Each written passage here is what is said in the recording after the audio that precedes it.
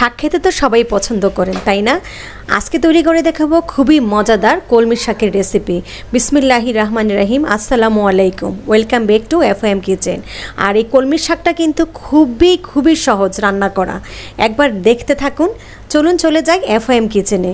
এখানে আমি কড়াইতে 2 টেবিল চামচ সরিষার তেল নিয়েছি, আপনারা যে কোনো তেল নিতে পারেন।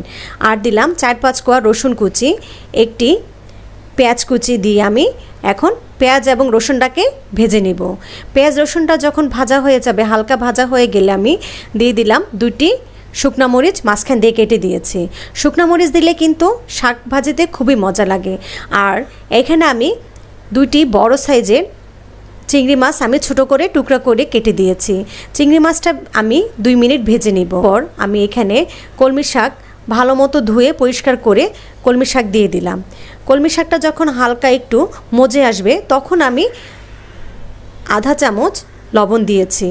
লবণটা কিন্তু কলমি শাকটা যখন সিদ্ধ হয়ে আসবে তখনই দিতে হবে। লবণটা দিয়ে আমি প্রায় 2-3 মিনিট ভেজে নিব। যখন হয়ে যাবে শাকটা তখন আমি দিয়ে দিচ্ছি এখানে ভাজা তিল এবং চিংড়ি মাছ দিয়ে কলমি শাক রান্না কি যে মজা, একবার ট্রাই করে দেখেন। আমার রেসিপিটা যদি ভালো লেগে থাকে লাইক কমেন্ট সাবস্ক্রাইব করে আমার পাশেই থাকবেন। আর রেসিপিটা কেমন হলো আমাকে অবশ্যই কমেন্টে জানাবেন কি কেমন হলো। শাকটা দেখতে কত ইয়াম্মি মনে হচ্ছে, তাই না? আর একবার তৈরি করে দেখেন, আমার মনে হয় খুবই ভালো লাগবে। ভালো থাকবেন, সুস্থ থাকবেন। আসসালামু আলাইকুম।